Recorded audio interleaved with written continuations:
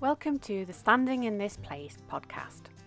I'm Rachel Carter and I'm the artist behind this project, supported by National Lottery project grants through Arts Council England. I'm going to be telling the historic tale of the intertwining of the lives of women working in the textile mills of the industrial Midlands and the enslaved women working the cotton fields in America. We've come on a visit to the International Slavery Museum, part of the National Maritime Museum here in Liverpool, and we're exploring the International Slavery Museum exhibit. I've just come across a piece that's called Of Memory and Place. It features images of paving stones of places that people once walked. One of them is the Old Dock, the world's first commercial enclosed wet dock, which was instrumental in Liverpool's growth and profit through transatlantic slavery. Others are the flagstones where merchants involved in the slavery gathered to conduct business.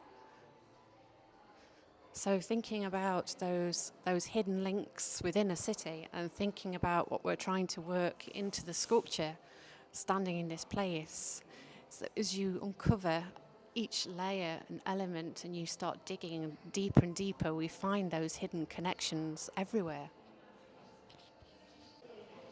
We're going to continue exploring the gallery and we're going to find pieces of the exhibits that speak to us, and we're going to discuss them in more details with some of the community members that have come along with us on the trip here in Liverpool. Yeah, well, we're discussing a lot of the what's on display, in each of the sections, because we're looking at some of the early sort of developments in human history, but going back to the first stone tools. So you talk about the early stages of technological development, unlike what is actually taught within the education institutions and via the media. That technology only started recently, as in the Industrial Revolution and what have you. All that kind of nonsense. But you can see it goes back deep into ancient African history. Sort of going back millions of years. So that stands out in my mind, and we're having quite a discussion about that, and some of the jewellery that was produced over the thousands of years, kind of attracted our attention. We're talking about classic, what it means classical art. And I was talking that in Brazil, we learn about Greek, Egyptian art, separate from Africa. That came, and we came from Africa, everyone, but we don't study that. And we are talking about that this is a kind of power. You don't recognize the history and the original art, the expression. And I can see here many Brazilian artists here in the illustrations, because we have very bad history too, very sad history about the slaves, and he's teaching me a lot. Yeah. Yes.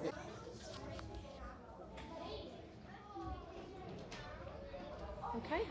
Yeah. What would you like to talk about? Well, I'm interested in there's a map here which is a sort of animated one, so it shows over 100 years at a time, from 1601 to end of the 19th century, I think, something like that.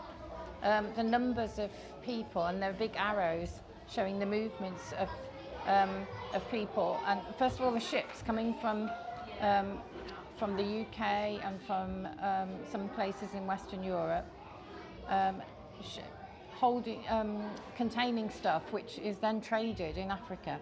And so then there are these big arrows going into Africa showing where they stopped and where they traded. And then the trading presumably was to pick up the slaves, because then the slaves were taken off, and then the numbers are just incredible. I'm just, completely gobsmacked by it, because I didn't realise that it was so big. So the biggest number is from 1701, I think, to 1807. 6.1 million. It's just on the map now there, which is just a staggering amount. And when you think that actually, I guess the population was really probably a lot bigger in Africa than it is now. I don't know. I know very little actually about Africa, but they must have decimated whole areas of the countries over there, leaving old people behind, and disrupting the culture and the trade, the economy, the local economies. How did the people left back there survive? And so the whole thing is really very interesting and moving. I'm really glad I came. Okay, so tell me about a piece that you've seen and that's something that's speaking to you. The slideshow that I saw that really nearly bring me to tears was this slave mother. She's reared her 4 girls. She had 2 boys as well, but she wasn't unhappy about what was going to happen to the boys. She was really sad, very sad, and at the same time, as she was saying, angry, because she knew what was going to happen to her girls. She's reared them, she's loved them, and she knew the time was coming when they would be taken away from her. And she also knew and had experience of what happened to those girls. Things like slave masters abusing them, beating them, using them in all sorts of ways. And I just felt so sad, because I just thought about them then, her feeling and the experience of those young girls. Okay, so I'm in Liverpool at the National Maritime Museum here in Liverpool, standing in the place of the permanent exhibition to the international slavery. It's about my 4th visit to the exhibition, but it never fails to have a very powerful impact on me in terms of looking, viewing and being a part of reviewing this part of a very horrible history on first sight, but also having to deal with the fact that it's my history and it's the history that has made me and my community and my families. It's my heritage.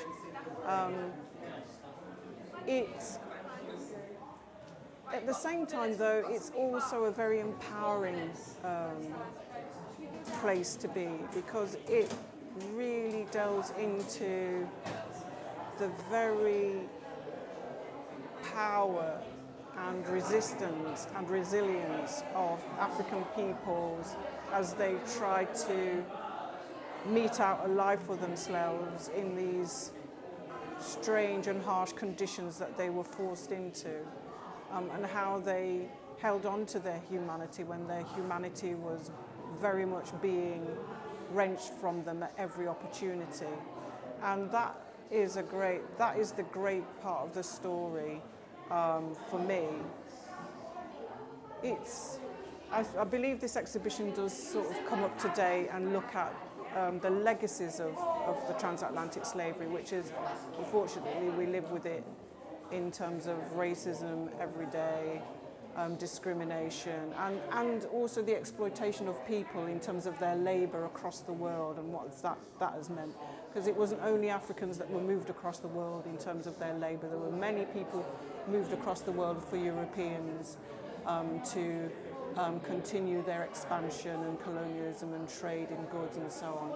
So many people were involved in the process of slavery and enslaved men, but there were many victims across many nationalities as well. But Africans by far were the ones who were traded for over 400 years.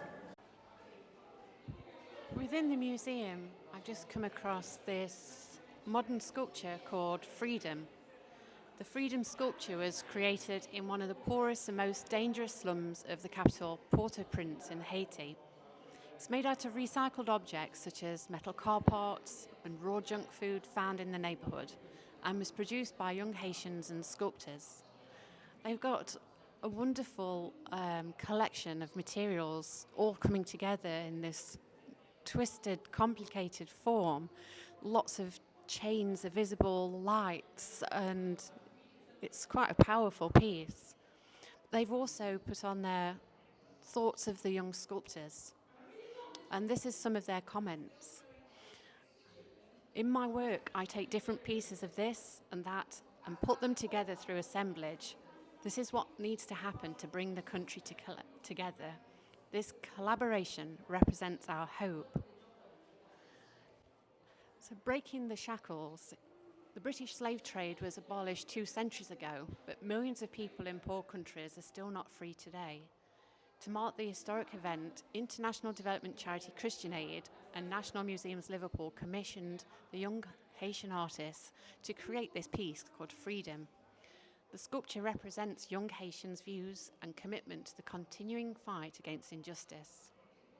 One young Haitian said, "People don't have chains on their arms and legs now, but people still have chains in their minds. When you can't get enough food or decent housing, you're not living in a free country." I mean, in one way, it's a testimony to the absolute bravery and the resilience of the people, but at the same time, it also gives you an insight into how this world was made, and this world was made through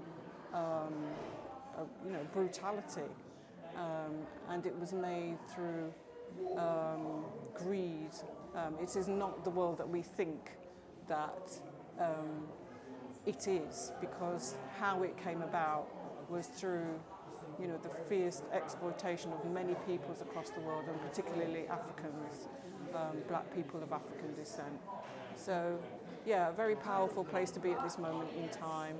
A lot of emotions, a lot of thoughts going on, but it's a credit to Liverpool that they're a city that keep this open and acknowledge what has happened in the past and how their city has come to be the way it is.